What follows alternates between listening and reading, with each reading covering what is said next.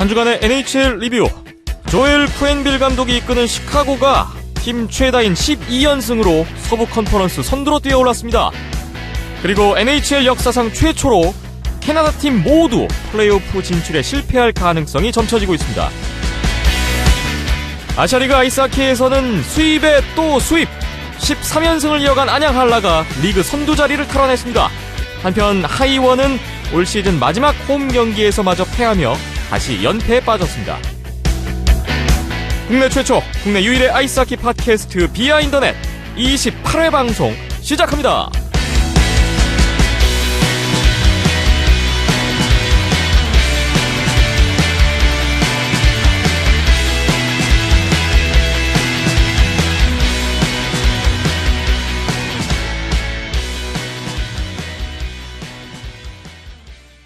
비하인더넷 28회입니다.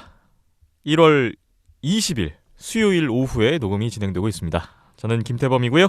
박김찬 PD, 이연섭 기자 함께하겠습니다. 안녕하세요. 안녕하세요. 안녕하세요. 이번 주 정말 춥네요. 치치알보다 더 추운 데가 있었네요. 치치알보다 더 추운 겁니까, 이 정도면? 제가 느끼기엔 그렇습니다. 갑자기 추워져서 조금 당황스럽기도 한데, 아무튼 여기 계신 분들, 그래도 저희는 링크장에 많이 있어 버릇해서 어느 정도 좀 익숙하기도 하지만 그런가요? 저는 그래도 추운 것 같아요. 하나도 안 익숙해요. 오히려 링크장이 따뜻하고요. 네. 그래요? 예. 바람이 안 부니까. 자, 이 방송 듣고 계시는 여러분도 추운 날씨에 건강 유의하시길 바랍니다. 오늘 NHL부터 가보죠. 캐나다 밴쿠버 현지에 있는 손상호 기자 전화 연결해 보겠습니다. 손상호 기자님, 안녕하세요. 네, 안녕하세요. 네. 자, 시카고 블랙호크스가 오늘도 이겼습니다. 대단한데요? 네, 벌써 12연승이네. 올 시즌 유난히 좀 긴 연승이 많은 것 같아요. 얼마 전에 플로리다도 12연승을 했었고, 몬트리올도 9연승 아마 했었죠, 시즌 초에. 예. 네, 그러네요. 자, 12연승을 거두면서 팀 최다 연승 기록까지 수립하는 정말 요즘 가장 잘 나가는 팀이 시카고가 아닐까 싶습니다. 오늘 시카고 블랙호크스 얘기를 좀 나눌까 하는데요. 그 중에서도 바로 이 팀의 감독이죠. 조엘 쿠엔빌 감독에 대해서 살펴보겠습니다. 쿠엔빌 감독이 최근에 개인적인 경사를 맞았다고요? 네, 쿠엔빌 감독이 이번에 팀과 재계약을 했는데요. 여기서 연봉 대박을 터뜨렸어요. 네. 300명을 했는데 연봉이 그 이전 계약보다 한 2배 정도 올라가지고 600만 달러라는 소리가 들리더라고요. 600만 달러? 그러면 네, 연봉이 600만 달러, 예. 60억이 넘는 금액이죠? 네. 한 772억 정도. 72억 정도 나옵니까? 예, 환율 환율이 조정해서? 많이 올라서. 이 와중에 환율까지 올라주는. 정말 어마어마한 금액이고, 또 3년 재계약. 참 부럽기도 하고, 예. 여러 가지 생각을 들게 만드는 대목이네요. 네, 그렇습니다. 일단 NHL 감독 중에서는 토론토 지난 그 오프 시즌에 계약했었죠. 마이크 베커 감독 다음으로 두 번째로 많이 받는다고 하고요. 예. 지난 한 7년 동안 3번 우승시켰죠, 시카고를. 그래서 그 감독, 그 3번을 우승시킨 감독에게 그 대우를 해줬다고 해야 할 것 같아요. 팀으로서는 파격적인 대우이기도 하고. 그래가지고, 이번 더불어서 그 올 시즌도 한 번 더 우승시켜보자 하는 그런 무언의 압박일 수도 있겠고요. 무언의 압박. 네, 돈 많이 줄 테니 돈값은 해라. 네, 이런 거겠죠. 그렇군요. 자, 그리고 거기에 이 계약 후에 또 이틀 만에 또 한 번의 경사를 맞았다고 들었습니다. 감독으로서의 승리 기록도 세워졌다고요? 네, 여기서도 역대 두 번째인데 지난 14일에 몬트리올에 승리를 하면서 통산 783승을 챙기면서 예전 80년대 초반 뉴욕 알랜더스의 알 알보 감독이 있었는데 이 감독이 알랜더스를 4년 연속으로 우승시켰던 감독이었는데 어쨌든 이분을 제치고 NHL 역대로 두 번째로 승을 많이 챙긴 감독으로 이름을 올렸습니다. 네, 783승. 자세히 들여다보니까 승률도 60%가 넘는 걸로 제가 들었는데요. 대단합니다. 그러면 쿠엔빌 감독이 역대 2위면 도대체 1위는 누군가요? 1위는 정말 대단한 감독이에요. 그 NHL 감독계에서는 거의 웨인 그레츠키 같은 분이라고 할 수 있겠는데 그 스카티 바우먼 감독이라고 현재는 시카고 수석 고문을 계시는데 이분은 60년대 70년대는 몬트리올 또 90년대 피츠버그 그리고 그 이후 디트로이트 뭐 2000년대까지 한 40년 동안 감독 생활을 하시면서 1244승을 생기셨어요. 예. 우승도 9번이나 있었고요. 와, 1244승에 우승이 9번. 또 근데 지금 시카고에 있다니까. 역대 1, 2위가 다 시카고에 있네요. 그렇네요. 아, 1244승 승률도 어마어마하죠? 예, 승률이 이게 한 2100경기 이상을 치르신 걸로 알고 있는데 예. 58% 정도 되는 어마어마한 승률. 야, 5할이 넘네요. 뭐 선수로서는 웨인 그레츠키, 감독으로서는 스카티 보우먼 뭐 이런 말을 할 만하네요. 예. 자, 40년 동안 감독을 한다는 것도 대단한 일인 것 같고 또 1200승 이상을 거뒀기 때문에 더 기록이 빈다는 것 같은데요. 이게 좀처럼 깨지기 힘든 기록이지 않을까 싶어요. 힘들죠. 워낙 그 차이가 많이 나고 앞으로 쿠엔빌 감독이 500승 이상을 해야 되는데 쿠엔빌 감독이 아직 50대이긴 한데 요즘 NHL 감독들 추세가 좀 젊어지는 편이긴 해요. 하지만은 쿠엔빌 감독 같이 이런 명장이 이 페이스대로 한 10년 정도 더 유지한다면 또 혹시 또 모르죠. 또 기록을 깰 수도 있지. 예. 아직 쿠엔빌 감독에게도 역대 1위로 올라갈 수 있는 시간은 충분히 있어 보입니다. 잘 나가는 팀에는 뭐 좋은 선수들도 있고 또 훌륭한 감독도 있기 마련인데 최근 시카고의 성적을 보면 확실히 이 쿠엔빌 감독의 영향력이 분명 있는 것 같습니다. 그럼요. 예. 783승이 쉽게 쌓을 수 있는 것도 아니고요. 예. 예. 쿠엔빌 감독이 사실 시카고에 부임했던 게 0809 시즌이었어요. 이때만 해도 시카고는 상당히 안 좋았던 팀이고 NHL에서 최악체 팀이었던 이미지였죠. 예. 그리고 그 당시 뭐 플레이오프도 뭐 5년 연속으로 못 올라가던 시절이었는데 그 당시 그 0809 시즌 시작하고 4경기 만에 그 데니스 사바드라는 그 시카고 출신 레전드가 있었는데 이분이 감독이었는데 이분을 경질을 하고 쿠엔빌 감독을 영입했습니다. 예. 이제 그로부터 이제 쿠엔빌 감독의 본격적인 스토리는 이때부터라고 봅니다. 그렇군요. 쿠엔빌 감독이 부임하고 나서 부임하자마자 뭐 대단한 성과를 거뒀죠. 네, 그때 좀 다크호스를 떠오르면서 그 당시 좀 이변을 일으키면서 서부 결승까지 오르는 이변을 일으키기도 했고요. 그리고 그 다음 시즌에 바로 그 팀을 50년 만에 우승을 시켜버리면서 이제 그 명장 자리에 올라섰는데요. 네. 일단 쿠엔빌 감독이 20년 동안 NHL 팀을 맡으면서 그 여러 팀을 맡았어요. 세인트루이스도 맡았고 뭐 콜로라도 맡았고 20년 동안 맡으면서 승률이 5할 밑으로 떨어진 적은 단 한 번도 없고 플레이오프 진출에 실패했던 거는 단 한 번밖에 없어요. 네. 그리고 시카고 감독을 맡은 이후로는 계속 뭐 승승장구를 하고 있으니까 당연히 플레이오프 매년 진출을 하고 있고요. 세부적으로 좀 들어가 보면 더 대단한 수치가 나오네요.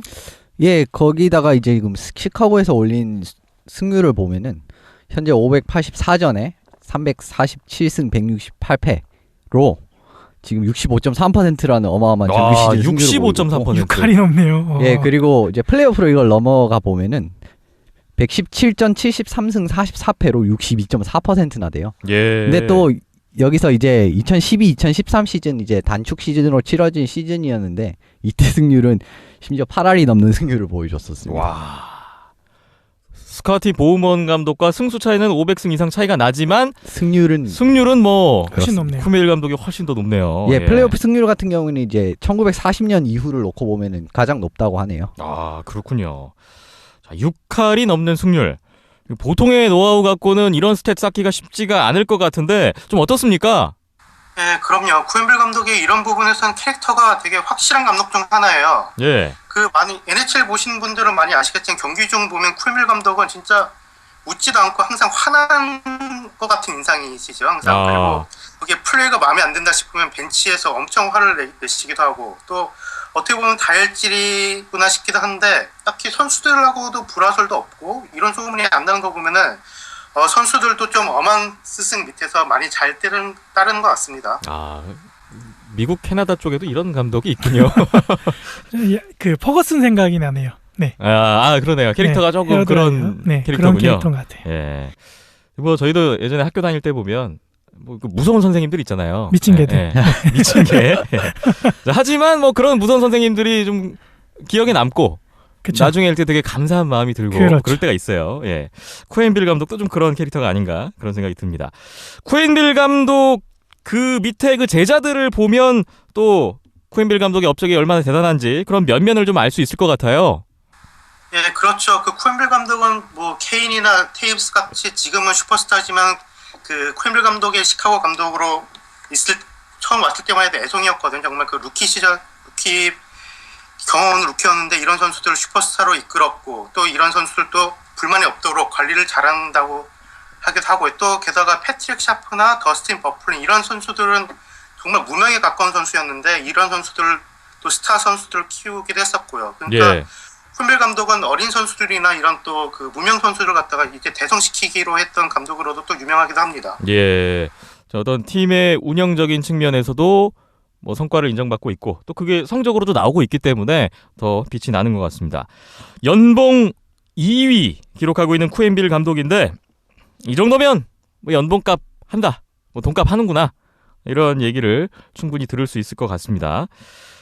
그리고 또 연봉 랭킹 1위가 지금 마이크 밥콕 감독이잖아요. 역시 비싼 감독들이 지금 NHL에서 잘하네요. 새로운 역사를 쓰고 있네요. 예, 최근 보면은 뵙콕 감독하고 코엔빌 감독하고 좀 약간 라이벌 관계를 이렇게 만들어가는 것 같은데 예. 최근 그 두 감독의 행보를 봐도 코엔빌 감독은 뭐 3번 우승을 했었고 또 뵙콕 감독은 사실 그 2008년이었나요? 그 당시 그 디트로이트 우승 이후 사실 우승 경험은 없지만은 캐나다 감독으로 또 금메달을 2번이나 이끌기도 했었고요. 하지만은 그 코엔빌 감독이 연봉을 좀 뒤지지만 최근 우승 경험이나 팀 스탯을 보면은 모르겠어요. 코엔빌 감독이 조금 앞선 것 같기도 하고 그런 것 같아요. 예. 그렇군요. 이현섭 기자님은 쿠엔빌 감독 어떻게 보고 계세요? 이 앞으로 앞서서 손 기자님께서 말씀하신 대로 장점이 참 많은 감독인 것은 사실인 것 같습니다. 그리고 시카고를 3번 우승시킨 것 자체도 굉장한 성과지만 이제 그 과정에서 좀 잡음도 있긴 했었어요. 그러니까 뭐 개인 잡음이 아니라 팀 내에서 이제 셀러리 캡 문제가 항상 있었거든요. 예. 그래서 뭐 주축 선수들을 뭐 내다 팔아야 되는 이런 상황이 많이 나왔는데 그런 상황에서도 팀을 플레이오프에 항상 이끌어 놓은 데다가 우승까지 시키는 거 보면 지도력에는 이견이 없는 것 같고요. 예. 그리고 지금 재계약이 3년이잖아요. 근데 예. 이렇게 지금 뵙콕 감독이랑 비교해보면 그렇게 긴 편은 당연히 아닙니다. 하지만 이제 시카고는 이미 전력이 완성된 팀이고 올해 시즌에도 지금 좋은 성적을 내고 있죠. 그리고 예. 우승까지도 사실 지금 아주 확률이 높기 때문에 올 시즌도 지금 체제에서 뭐 많으면 2번까지 더 할 수 있지 않을까라는 생각을 해요. 그렇군요. 시카고가 오늘 승리까지 최근 12연승. 댈러스도 제치고 이제 서부 컨퍼런스 1위로 올라섰습니다. 패트릭 케인이 오늘 또 시즌 30골째 넣으면서 또 자신의 한 시즌 최다골 기록을 했다고 하고요. 커리어 하이 시즌을 보내고 있습니다. 또 이현섭 기자님이 애정을 보이고 있는 우리 파나린 우리 파나린 잘하고 있습니다. 네. 아르테미 파나린 선수 신인왕 후보 1순위 활약을 보여주고 있고 또 크로포드 골리는 박김찬 PD가 아주 또 매주 잘 보고 있잖아요. 네, 뭐 지난주에도 그 베스트 세이브 장면에 나왔었는데 예. 혼자서 연속으로 한 4개를 막아내는데 네, 양팔, 양다리, 뭐 어깨 할 것 없이 네, 정말 순발력 있는 모습을 보여줘서 넉넉히 한번 바라보고 있었습니다. 뭐 입에 침이 마르도록 칭찬을 하더만요. 예. 자, 아무튼 뭐 그런 선수들의 활약 이면에는 바로 쿠엔빌 감독의 팀 운영과 용병술 또 감독으로서의 능력이 있었다는 것을 오늘 확인할 수가 있었습니다. 올해도 과연 스탠리컵을 들어올릴 수 있을지, 자, 시카고가 어디까지 나갈 수 있을지 더욱더 궁금해지는데요. 연봉 대박, 또 역대 승리 기록까지 갈아치운 시카고의 쿠엔빌 감독에 대해서 살펴봤습니다. 잠시 쉬었다가 다음 얘기로 넘어가 보겠습니다.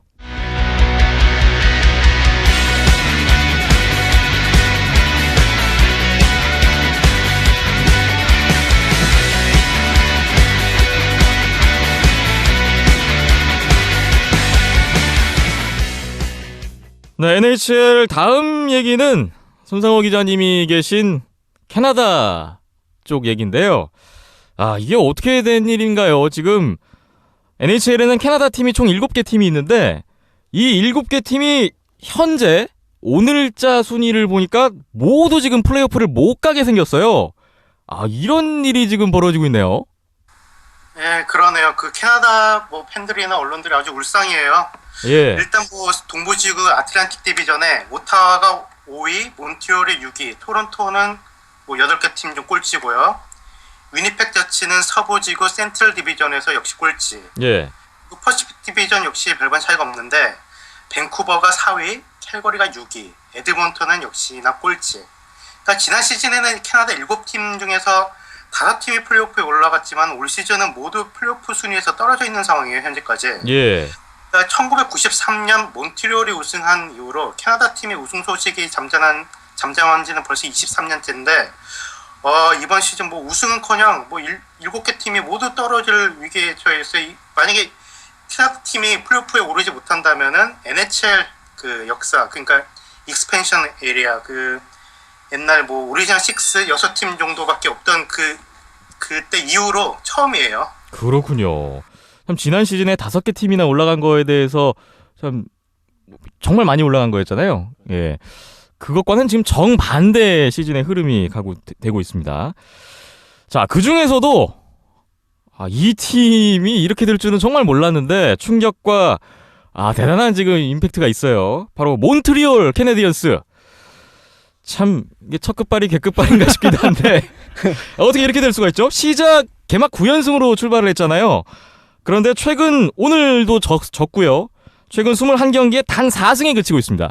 승점을 10점도 못 올리고 있는 최근에 한 21경기라고 볼 수가 있는데 이게 몬트리올 어떻게 된 건가요? 저주인가요? 네, 오늘도 보스턴 그 라이벌 팀인 보스턴에게 사실 보스턴에게 최근 굉장히 좋았는데 항상 보스턴에게만큼 항상 이기는 그런 모습을 보여줬는데 오늘 홈에서 져버렸어요. 또 4대1로. 예. 몬트리올 팬들 또 열혈적으로 유명하지 않습니까? 아주 야유 보내고 아주 난리가 났더라고요. 네, 그래서 사실 몬트리올 이렇게 될 줄 몰랐는데 사실 캐리 프라이스 뭐 지난 시즌 MVP였던 골리죠. 프라이스가 11월 말에 부상으로 이탈했던 게 가장 컸던 것 같고요. 예. 아직까지도 프라이스의 부상 복귀 소식이 들리지 않는 게 좀 걸리긴 합니다. 또 주전 골리가 이렇게 빠지면서 최근 성적을 대변하는 것 같은데 또 게다가 오타와 역시 시즌 초반 나쁘지 않았거든요. 예. 하지만은 이제 시즌이 계속 가면서 수비진이 망가지고 그러면서 실점을 쏟아내고 있고요. NHL 전체 두 번째로 많은 실점을 한 팀이 오타와예요. 토론토 역시 1월에 잠시 살아나는가 했더니 뭐 최근엔 5연패. 오늘 뭐 종료 7초를 남기고 결승골 넣긴 했지만은 연패를 끊긴 했지만 그래도 토론토의 그 꼴찌 탈출은 힘들지 않을까 싶네요. 그렇군요. 참 프라이스가 일단 돌아오기만을 기다리고 있는 몬트리올 입장이 될 것 같고 또 토론토도 정말 최고의 인기팀 중 한 팀인데 이 성적은 좀 많이 아쉬운 대목이네요. 또 오타와는 이현석 기자님이 좋아하는 팀이잖아요. 예, 그렇습니다. 네. 오타와까지 지금 심각합니다. 지금 와일드 카드도 지금 한 팀도 못 가는 지금 형국이에요. 그리고 서부에서 또 다크호스로 뽑았던 위니펙, 캘거리 이 두 팀의 상황도 비슷하죠. 예, 두 팀이 지난 시즌 플레이오프에 간만에 오르면서 좀 이제 앞으로 상승세를 타지 않을까 싶었는데 두 팀 다 올 시즌 부진하네요. 우선 위니펙 같은 경우는 기존의 베테랑들하고 젊은 선수들이 이제 조화가 되면서 괜찮았던 것 같은데 글쎄 올 시즌은 별로네요. 그 네. 센트럴 디비전이 워낙 강력해요. 워낙 위니펙이 속해 있는 센트럴 디비전이. 예. 그러다 보니까 그 센트럴 디비전에서 고래 등 싸움에 뭐 새우등 터지는 것 같이 이렇게 최하에 머물고 있고요. 캘거리도 수비가 좀 괜찮은 팀이라고 생각했는데 이 믿었던 수비진이 무너지고 골리도 좋지 않고 게다가 파워플레이랑 페널티 킬링 성공률이 전체 리그 2개 다 꼴찌예요. 그래가지고 캘거리도 그나마 최근 들어 좀 나아지는 것 같긴 하지만 그래도 좀 힘드네요. 캘거리 역시. 캘거리도 힘들어하고 있는 요즘이 되겠습니다. 그리고 지금 손 기자님 계시는 밴쿠버도 그렇고 또 코너 맥데이빗 소속돼 있는 에드먼턴. 밴쿠버 에드먼턴의 사정도 그닥 좋지 않은 것 같습니다. 네, 그닥 좋지도 않은데다가 또 밴쿠버는 그 인라인 센터의 헨릭 세딘 그리고 또 에드먼턴 역시 스코어링 라인 센터를 맡던 라이언 유진 호킨스가 부상으로 이제 빠지게 되면서 더욱더 암울하게 됐어요. 예. 좀 밴쿠버는 기복이 너무 심하고 그러면서 중하위권에 머물고 있고요. 에드먼턴도 지난 주에도 말씀드렸지만 맥데이빗이 빠진 이후로 올 시즌은 뭐 거의 또 포기하는 쪽으로 가고 있는 것 같네요. 네. 이현섭 기자님은 올 시즌 캐나다 팀들의 집단 부진을 어떻게 보고 계세요? 예, 저는 이번 캐나다 팀 부진 이걸 조사하면서 선수 연봉 총액이랑 지금 현재 순위가 얼마나 관련이 있는지를 한번 확인해보고 싶어서 조사를 했어요. 예, 예. 근데 올해 이제 셀러리 캡은 이제 7,140만 달러가 상한선입니다. 근데 이걸 넘기면 안 되는데 근데 지금 제가 말씀드린 수치는 시즌 종료 시 기준으로 계산된 수치이기 때문에 이걸 넘는 현재 상황에서는 넘는 수치가 여기보다 넘는 수치가 좀 나올 수도 있어요. 그걸 예. 양해해 주시고 들어주시면 될 것 같습니다. 이제 시즌 전 우승 확률을 조사해본 결과 가장 높은 팀은 캘거리 플램스의 5.05%고요. 네. 일단 몬트리올이 2위로 4.8%. 이건 캐나다 팀 7팀 기준으로 말씀드리는 겁니다. 예. 그 다음은 3.3% 위니펙 제츠입니다. 근데 이 세 팀들이 지금 그러니까 엄청나게 우승할 그 큰 기대를 가지고 있지는 않은 이런 정도의 확률을 보여주고 있었고요. 평균적으로 보면 한 6,800만 달러에서 7,200만 달러 정도를 사용을 하고 있어요. 예. 이거는 지금 중상위권 그렇게 적지 않은 연봉이거든요. 아까 상한선과 비교를 해봤을 때. 근데 오타와와 위니펙 같은 경우 6,500만 각 6천만 달러로 굉장히 적은 돈을 쓰고 있고요. 네. 하지만 뒤에 지금 더 말씀드리고 싶은 부분은 연봉 순위 총액 순위보다 나은 성적을 내고 있는 팀을 보면은 세 팀밖에 없습니다. 그러니까 연봉 총액 순위 그 세 팀이 어디냐면 몬트리올, 오타와, 위니펙 세 팀이에요. 예, 예. 근데 몬트리올의 경우는 지금 연봉 총액 순위는 14위에 6,950만 달러를 쓰고 있거든요. 근데 지금 현재 순위 13위고 오타와의 경우는 6,500만 달러로 21위인데 현재 순위 14위 좀 좋죠. 근데 네. 위니펙 같은 경우에는 29위예요. 6천만 달러로. 근데 순위가 25위라 사실 이것도 그렇게 좋다고 볼 수 있는 수치는 아니라고 할 수가 있잖아요. 그리고 보면은 뭐 토론토나 밴쿠버 같은 경우에는 7천만 달러를 넘게 쓰고 있는데 현재 29위, 22위에 올라 있습니다. 밴쿠버는 전체에서 세 번째에 해당하는 금액을 쓰고 있는데 돈은 22. 돈대로 쓰고 이제 회수를 순위는 못하고 있네요. 22권에 지금 처해 있어요. 예. 여기서 말씀드릴 수 있는 부분이 전반적으로 캐나다 팀이 지금 연봉 대비 성적이 좋지 않다는 부분을 말씀드릴 수가 있을 것 같아요. 예. 여기 보면은 일부 팀들은 이제 뭐 토론토 같은 경우에 보면 2014년에 뭐 데이비드 클락슨 선수를 아주 엄청난 돈을 주고 계약한 걸 보면은 처리하기 힘든 악성 계약을 좀 남발하고 있는 부분이 조금씩 보이거든요. 캐나다 네네. 팀들을. 이 부분이 문제인 것 같고요. 그리고 지금 올해 기준으로 딱 말씀드리면 지금 토론토, 밴쿠버, 에드먼턴 같은 팀들은 리빌딩 중이고요. 근데 이제 캘거리나 몬트리올, 오타와, 위니펙 같이 이런 팀들은 리빌딩을 마친 지가 얼마 되지 않았거든요. 예. 이런 팀들이 많은 것도 지금 캐나다 팀들 성적이 좋지 않은 원인 중에 하나가 아닌가 싶습니다. 자, 돈은 돈대로 쓰고 그에 따른 성적은 나오지가 않는 게 또 하나의 어떤 심각성을 드러내는 그런 포인트가 될 수가 있겠네요. 자, 현재 순위대로 만약에 캐나다 팀 7팀이 모두 플레이오프 탈락을 한다면 정말 NHL 역사상 최초의 굴욕의 역사가 될 텐데 손성 기자님, 걱정이 됩니다만 뭔가 그래도 반등을 노릴 만한 팀이 없을까요?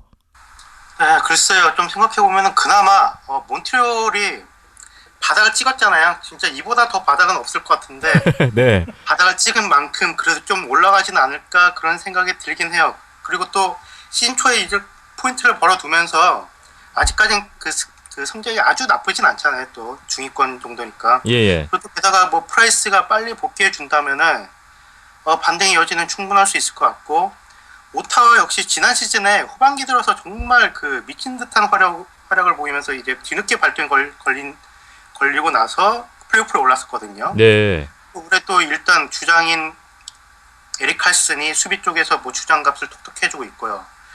또 여기 뭐 다른 수비들하고 꼴리진만 어느 정도 안정화가 된다면 가능성이 있다고 생각하고 또 게다가 몬트리올하고 오타가 속해 있는 아틀란틱 디비전이 상대적으로 좀 플레이오프 문턱이 좀 낮은 가덕도 있고요. 예.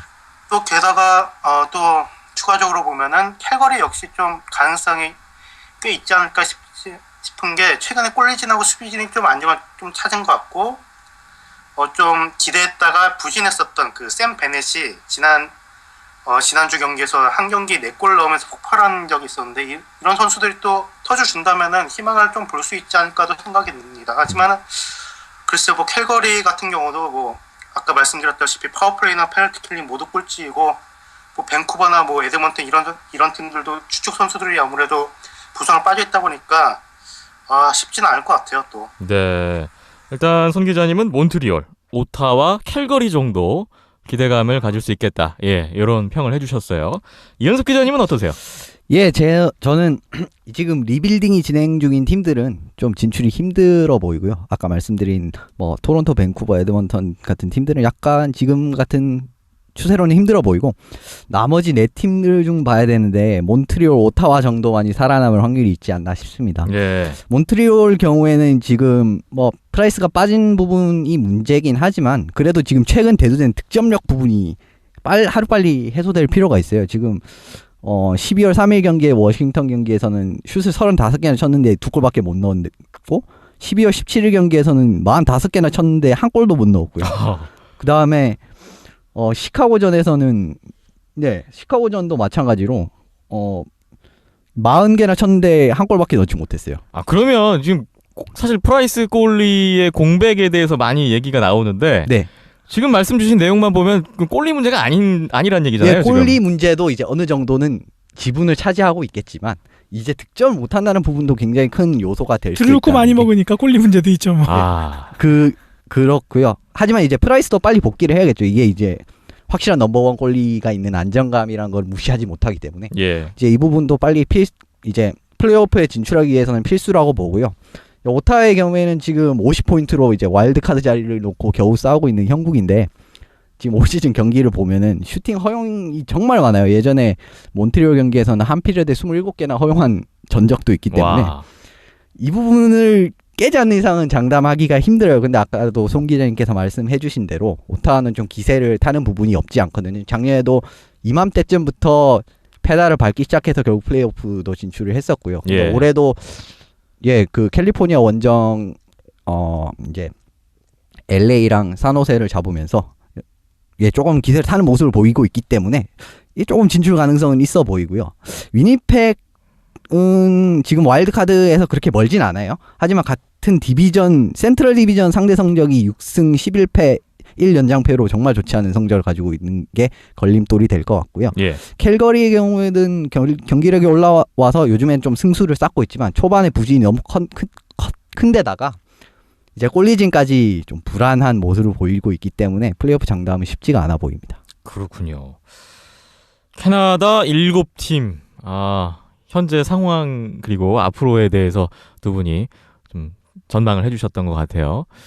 자, 최종적인 결과가 어떻게 나올지, 자, 정말 지금의 이 순위표가 끝까지 갈런지. 오늘부터 반등하는 거 아닌지. 비하인드에서 저주. 네, 저주 역으로 통해서 네. 거짓말같이 7팀이 다 올라갈 수도 있죠. 예. 뭐 정말 궁금해지는 앞으로의 상황입니다. 손상우 기자님, 밴쿠버 또 많이 응원을 하고 계실 것 같은데, 밴쿠버의 선전도 저희도 함께 기원을 해 보겠습니다. 네, 감사합니다. 예. 네. 오늘 말씀 잘 들었고요. 고생 많으셨습니다. 네, 감사합니다. 네, 고맙습니다.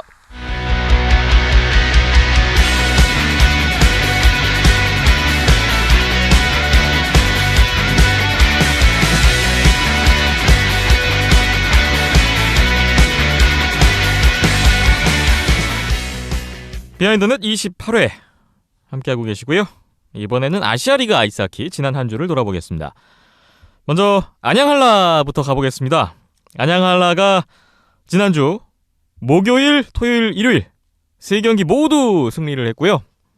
13연승, 홈 18연승이라는 어마어마한 행진을 보였습니다. 리그 선두까지 탈환을 했는데요. 먼저 14일 목요일 일본 제이지 크레인즈와의 안양 홈 경기 2대0 승리를 거뒀습니다. 김기성 선수가 또 이날도 쐐기골을 기록하면서 최근에 또 좋은 페이스를 유지하는 모습을 볼 수 있었고요. 16일 토요일 경기 오지 이글스와 만났는데 3대2 역전승을 거뒀습니다. 이날은 1피리어드 시작하자마자 알렉스 플란트와 스테판 베이유의 아주 시원한 싸움 한판 주목을 끌었던 경기였고요. 그리고 다음날 일요일에 역시 오지 이글스전 4대1로 승리를 거뒀네요. 이날 경기에서는 마이크 테스트위드 선수가 시즌 32호 골 기록을 했고요. 이 기록이 지난 2005-2006 시즌에 송동환 선수가 당시 안양 한라에서 기록했던 31골을 넘어서면서 안양 한라 선수로서는 한 시즌 최다 골 신기록을 수립했다고 합니다. 안양 한라의 지난 한 주 어떻게 평가를 할 수 있을까요? 예, 무엇보다 가장 컸던 거는 이제 지금 선두권 추격을 하고 있는 두 팀을 완전히 뿌려쳤다는 게 정말 큰 것 같고요. 예. 그리고 어느 정도 전력이 올라온 두 팀 간의 대결에서도 전혀 밀리지 않는 모습을 보였다는 부분이 한라 입장에서는 정말 좋은 것 같습니다. 그리고 두 번째 경기에서 리드를 뺏긴 그림이 나왔는데도 뭐 안정적으로 역전승을 하는 걸 보고 역시 이번 올해 한라는 강하긴 강하구나라는 생각을 많이 했습니다. 예. 네, 전반적으로 3피리어드 때 많이 몰아치는 모습이 뒷심이 3피 깡패라는 얘기가 나오고 있어요, 요새. 그런가요? 그만큼 세다는 거죠. 예. 네, 그 말이 맞는 것 같아요. 네, 예. 그 정도로 좀 뒷심이 강하고 말씀하신 것처럼 추격하고 있는 팀들을 좀 뿌리치는 감이 없잖아 있어서 뭐 나중에 뭐 시즌 마지막에서 다시 한번 만나긴 하지만 뭐 이런 흐름이면은 플레이오프까지도 좀 무난하게 이어지지 않을까 싶네요. 예. 선두 싸움에 중대 고비가 됐었던 이번 크레인즈 이글스전. 참 안양 한라 홈팬들이 빗자루를 들고 열심히 응원을 했는데 그 홈팬들도 기쁘게 만드는 아주 최상의 결과였습니다. 최근 13연승, 홈 18연승. 사할린을 제치고 리그 선두를 탈환했던 안양 한라의 지난 한 주였습니다. 다음은 하이원 보겠습니다. 하이원은 정반대 결과를 받았는데요. 고향에서 있었던 홈 3경기 모두 패했고요. 9연패를 탈출했었는데 바로 또 다시 3연패에 빠졌던 지난 한 주였습니다. 14일 목요일 경기에서 오지 이글스에게 2대5로 패했고요. 3피 초반까지는 2대2로 아주 잘 맞섰는데 후반 집중력이 좀 아쉬웠던 경기였습니다. 그리고 16일 토요일 경기에서는 일본 제이지 크레인즈를 만나서 3대5 패배. 1피리어드 12분 만에 3골을 내주면서 뭐 주도권을 일찌감치 내줬던 경기였습니다. 이날 경기 이현석 기자님이 직접 보셨는데 아주 특이한 상황이 있었다고요? 예, 이날 경기에서 추격골이 장면에서 하나 재밌는 상황이 나왔는데 하이원의 골 장면에서요? 예, 그렇습니다. 이제 리바운드를 쳐서 분명히 골대 모서리에 맞았고 나왔는데 불구하고 심판이 골을 선언하는 장면이 있었거든요. 네. 예, 이 부분이 결국은 뭐 크레인즈가 승리를 해가지고 뭐 큰 잡음 없이 넘어갔을 수도 있겠지만 만약에 이게 뭐 역전골이나 이런 부분이 됐었다고 하면은 큰 문제가 될 수도 있는 상황이었어요. 현장에서 뭐 어떤 이의제기나 이런 것들이 예, 그런 부분은 없었습니다. 왜냐하면 크레인즈가 시종일관 압도적인 모습을 보여주면서 경기를 가져가는 모습이기 때문에 뭐 크게 당연히 골이 아니잖아 이 정도에서 끝났었습니다. 하필 제가 안 갔을 때 그런 일들이 벌어졌네요. 예, 만약 카메라로 찍으셨다면 정말 정확하게 알 수 있었을 정확하게 텐데. 딱 볼 수 있었을 텐데. 저희가 예. 지난 방송에서 이 심판들의 판정에 대한 아쉬운 부분에 대해서 얘기를 했었는데 이번 주에도 골이 아닌데 골로 인정하는. 예. 매주 하나씩 나오네요. 예, 근데 네. 각도에 따라서는 이제 심판분들이 서 있는 각도에 따라서는 뭐 골로 보였을 수도 있지만 이제 뭐 비디오 리뷰 이런 부분이 없다 보니까 그 부분은 뭐 다시 번복을 할 길이 없는 부분이 문제가 됐던 것 같습니다. 네. 그런 해프닝이 또 있었네요. 그리고 일요일 17일 경기에서 역시 크레인즈에게 2대5 역전패를 당했던 하이원인데요. 이날도 2피까지 1대1로 잘 맞서다가 3피리어드에서만 4실점으로 무너지는 그런 결과였습니다. 참 하이원으로서는 올 시즌 어쩌면 마지막 홈경기, 그러니까 정규리그로서는 마지막 홈경기였는데 많은 관중이 왔음에도 불구하고 승리는 불발이 됐네요.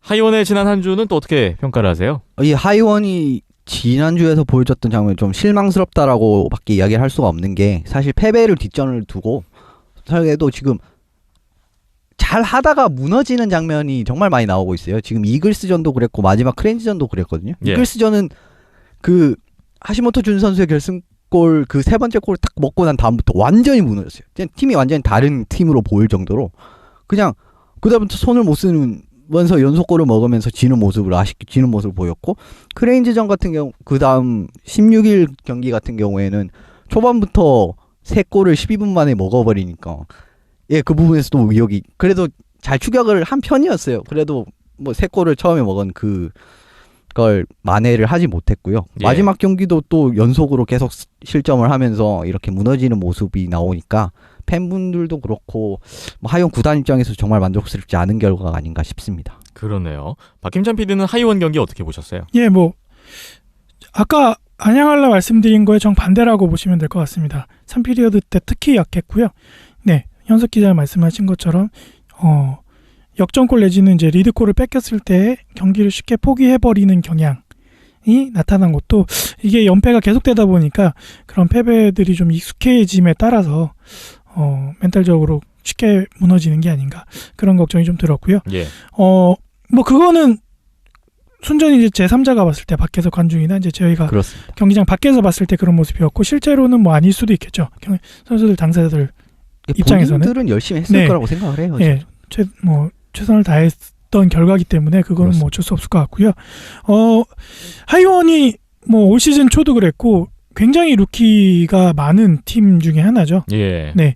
뭐 올 시즌 시작할 때도 그랬고 그리고 뭐 올해 들어오기 직전에 또 대졸 선수들을 영입을 했었고요. 네. 그렇다 보니까 루키 선수들이 뭐 2조 내지 3조 가까이 차 있는 상황이고 또 그렇다 보니까 기존에 있는 선수들하고 약간 손발이 안 맞는 그리고 손발 맞출 시간도 많이 없는 네, 그런 모습이 있다 보니까 아직까지 팀 밸런스를 되찾기에는 시즌 중에는 많이 어렵지 않을까. 네, 그리고 예. 부상자도 너무 많은 거. 예, 그런 생각이 많이 들었고 부상자도 계속 늘어나고 있어서 뭐 예. 최근에 오세환 선수까지 부상으로 이탈을 했었기 때문에 그렇습니다. 그런 부분들이 점점 누적되면서 경기에서도 영향을 미치는 게 아닌가 생각이 들었습니다. 네. 하이원이 9연패 후에 다시 3연패. 참 성적도 아쉽고 또 안에 내부적으로 들어가다 봤을 때 또 더 아쉽고 그런 상황입니다. 6위 아이스박스와의 승점 차를 줄이지 못했고요. 여전히 6강 전망은 어두운 상황의 하이원입니다. 자, 다른 팀들을 좀 볼게요. 사할린. 안양한라와 계속 지금 1, 2위 다툼을 하고 있는 팀인데 사할린은 지난주에 토, 일, 월 니코 아이스박스와의 홈 3연전을 가졌습니다. 연승이 끊겼어요. 1승 2패 기록을 했는데요. 토요일 첫 번째 경기에서는 아이스박스의 6대4로 승리를 하면서 14연승에 성공을 했었는데 17일 일요일 경기에서 사실 이날도 2대0으로 초반에 앞서 나갔던 사할린이었지만 결국은 4대5로 역전패를 당하면서 14연승이 중단됐습니다. 자, 이 패배로 리그 선두 자리도 안양한라에 내주는 꼴이 되고 말았는데 뭐 안양한라로서도 그렇고 뭐 사할린으로서도 그렇고 아이스박스에게도 이날의 결과는 각각에게 아주 큰 의미가 됐을 것 같아요. 그쵸. 안양할라로서는 땡큐 아이스박스가 되겠는 거고 아이스박스도 지금 6위 자리가 불안불안한 가운데 정말 천금 같은 이 10점, 사할린 원정에서 승점 3점 10점 같은 굉장한 3점이죠. 성과예요. 그렇죠. 네. 10점 같은 3점이고 진짜 남은 시즌을 좀 그나마 여유 있게 풀어갈 수 있는 안양할라 아이스박스가 될 것 같고요. 사할린 입장에서는 이제 발등에 불이 떨어지는 상황이 놓이게 됐죠. 예. 예, 저는 이 매치업이 딱 떴을 때부터 사실상 니코가 승리하기가 정말 힘들지 않나라고 많이 생각을 했어요. 그리고 이 경기에서 라인업을 보시면 알겠지만 사할린은 거의 항상 풀 라인업으로 나오고 아이스박스 같은 경우에는 빠진 선수가 굉장히 많았거든요. 예. 거의 3조 나왔네요. 3조. 14명 정도가 경기에 나왔던 걸로 기억을 하는데 부상 선수들이 많은가 보죠. 예, 그런 강윤석 선수도 이번에 원정에 그렇습니다. 참여를 못했었죠. 위험 증세로 네. 이번 원정에서 빠졌다는 소식이 있었어요. 예, 그렇습니다. 그리고 예, 그렇기 때문에 사실상 3패라고 생각을 했었는데 지금 두 번째 경기를 잡아냈기 때문에 아이스박스 입장에서는 오히려 위닝 시리즈 가져간 느낌이지 않나. 그렇죠. 예, 어떻게 라고 보면 생각을 후반기 할 수가 들어서 최고의 이변은 이 경기가 아닐까 그런 그렇습니다. 생각이 좀 드네요. 네. 아이스박스 승리 소식에 하이원은 또 그렇죠. 하이원으로서는 비보가 아닐 수가 없었어요. 예. 그렇죠. 네. 자, 한 주가 지난 아시아리그 현재 순위 안양한라가 사할린의 승점 3점을 앞선 채 리그 선두로 나섰습니다. 네, 한 경기 덜 치렀네요. 네. 참 이 정규리그 우승 다툼도 끝까지 갈 것 같아요. 그렇죠. 네. 그리고 사할린이 2위, 크레인즈 3위, 이글스 4위도 변함이 없는데 지난 한 주 동안 승점 차는 조금 벌어졌습니다. 7점 차 유지가 되고 있고요. 5위 프리블레이즈 변동 없고 6위 아이스박스와 7위 하이원의 간격도 지금 7점 차입니다. 그리고 8위 대명상무, 9위 차이나 드래곤 유지가 되고 있습니다. 글쎄요. 이렇게 순위표를 이렇게 보면 1, 2위 싸움, 그리고 3, 4위 싸움, 마지막 6위 한 장을 놓고 다투는 싸움. 참 끝까지 알 수 없는 그런 흐름이 될 것 같아요. 네, 팀당 대략 뭐 많으면 10경기, 뭐 12경기 남은 팀들도 있고요. 네, 9경기, 뭐 차이나 같은 경우에 6경기 남았고요. 예. 네, 이제 얼마 안 남았습니다. 저는 이 3, 4위 싸움도 참 흥미로운데 사실 5위 프리블레이즈 자리를 하고 있어요. 근데 4위를 하게 되면 6강 플레이오프 가서 5위를 만나잖아요. 근데 지금 상대 전적을 보면 올 시즌에 프리블레이즈가 크레인즈와 이글스 상대로 다 3승 3패를 했습니다. 그러니까 이 지금 현재 3, 4위 팀으로서는 프리블레이즈가 참 까다로운 팀이 아닐 수가 없는데 그렇기 때문에 더더욱 3위를 해야 하는 게 아닌가. 예. 아이스벅스에게는 또 상대 전적이 워낙 좋기 때문에 자, 이 크레인즈와 이글스 입장에서도 3위를 놓칠 수 없는 그런 입장이 될 것 같아서 또 흥미로운 것 같습니다. 이번 주 일정을 보겠습니다. 이번 주는 1월 23일부터 시리즈가 시작되는데요. 23일, 24일, 26일 3연전입니다. 차이나 드래곤을 제외한 8개 팀이 일본에 모입니다. 그렇죠. 그렇게 해서 26일까지 3연전, 그리고 28일부터 또 31일까지 3연전.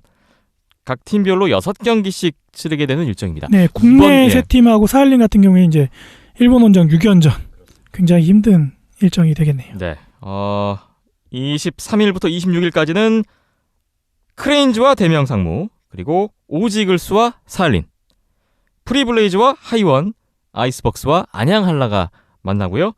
그 다음 시리즈 28일부터 31일까지는 크레인즈와 사할린, 이글스와 대명상무, 프리블레이즈와 안양한라, 아이스벅스와 하이원이 만나게 됩니다. 이 경기들의 결과를 통해서 1위부터 8위까지 어느 정도 순위가 정리될 수도 있겠어요. 그렇죠. 가장 중요한 진짜 이번 시즌에 가장 마지막 문턱이 남아 있는 것 같고요. 정말 여기서 궁금한 거는 이제 6, 7위 싸움이죠. 아이스벅스와 하이원의 3연전이 그림이 나올 것 같네요. 어떻게 경기 결과가 나오느냐에 따라서 정말 기대가 되네요. 예. 예, 아무래도 정말 중요한 경기라고 할 수가 있겠죠. 지금 사할린 같은 경우에는 홋카이도 원정이기 때문에, 그리고 이 팀들이 다 지금 다 2, 3, 4위를 다투고 있지 않습니까? 사실 조금 멀어지긴 했지만 어쨌든 강팀들이지 않습니까? 예. 예, 이 부분에서 사할린이 만약에 여기서 6승을 한다 이러면 또 안양한라를 또 모르죠. 위협할지도 네. 모르는 상황이고요. 이제 상무 같은 경우에도 홋카이도 원정 상대 팀들이 만만치 않기 때문에 조금은 쉽지 않은 경기가 될 수도 있을 것 같네요. 그리고 하이원 같은 경우에는 지금 이 6연전에서 최소한 모든 경기에서 승점 1점씩은 승점은 어쨌든 따야 조금 희망이 보이는 상황이기 때문에 어쨌든 최선을 다할 것 같고요. 한라 같은 경우에는 한라 역시도 뭐 6전 6승을 노리고 있겠죠. 하지만 니코랑 하치노의 원정이 쉬운 길이 일본 아니기 원정이 때문에 변수가 굉장히 많죠. 정말 그 분위기가 너무 다르고 이런 부분이 있기 때문에 이 부분 지켜봐야 할 것 같습니다. 네. 안양한라가 이 연승 행진 계속 갈 것인지, 또 6위, 5위 팀들을 만나게 되는데 선두를 유지할 것인지 또 궁금해지고요.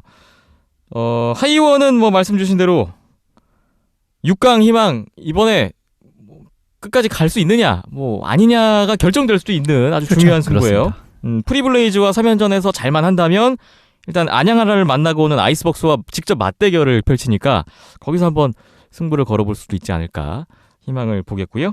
그리고 대명상무는 글쎄요.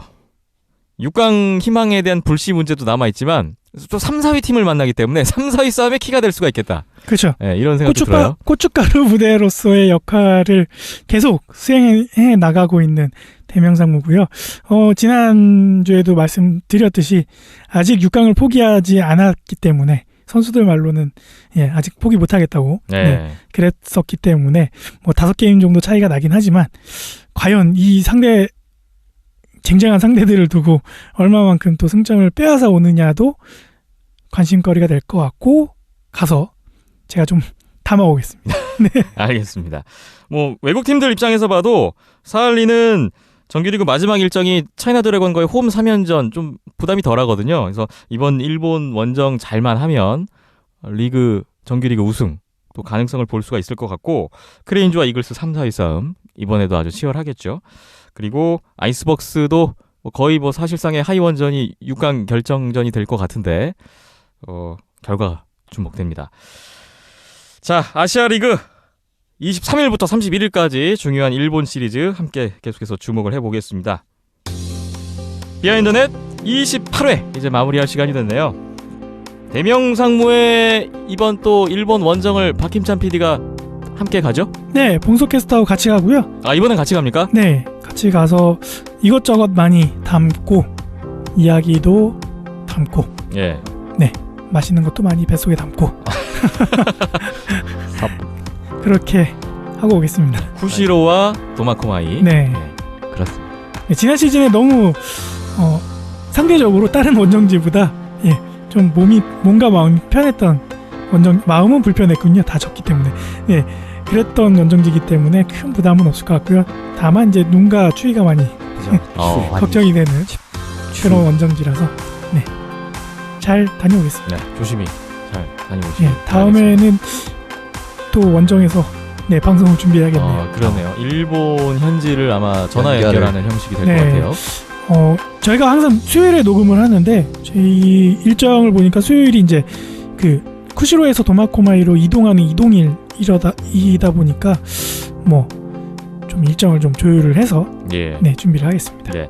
다음 주 29회 방송에서는 아시아리그 일본에서의 시리즈 소식이 있을 것 같고요. 또 NHL은 올스타전이 얼마 안 남았어요. 예, 그렇습니다. 예. 근데 말이 많더라고요, 올스타전. 예, 지금 말이 굉장히 많기 때문에 이번 할 말이 좀 많지 올스타전처럼 이렇게 시끄러웠던 때가 있었나 싶기도 하고요. 그러니까요. 이 예, 별로 없었던 것 같아요. 방식은 지금 재밌게 올스타는 바뀌어서 정말. 기대는 되는데 네. 뭐 그 중에 잡음이 너무 많아요. 잡음이 너무 많다 보니까 예. 할 얘기가 많을 것 같습니다. 한국 시간으로 2월 1일, 현지 시간으로 1월 31일에 NHL 올스타전이 펼쳐지게 될 텐데 저희가 다음 주 방송에서는 NHL 이번 올스타전 어떤 얘기들이 있는지 프리뷰 시간을 좀 가져볼까 합니다. 여러분 많은 기대 부탁드리겠습니다. 저희 방송 듣기 또 경기 영상 자세한 정보는 온더스포츠 홈페이지 온더스포츠.co.kr 만나보실 수 있고요. 페이스북 온더스포츠, 유튜브 온더스포츠, 팟빵과 아이튠스, 또 네이버 스포츠의 라디오와 TV캐스트를 통해서 만나보실 수 있으니까 계속해서 좋아요 등등 해서 많은 성원을 부탁드리겠습니다. 자, 오늘 두 분 고생 많이 하셨고요. 네, 고생하셨습니다. 추운 네, 날씨에 수고하셨습니다. 건강 조심하시기 바랍니다. 네. 자, 듣고 계신 여러분들도 추운 날씨에 몸 관리 잘 하시길 바라겠고요. 여기서 인사드리겠습니다. 저는 김태범이었고요. 끝까지 함께해 주신 여러분 고맙습니다.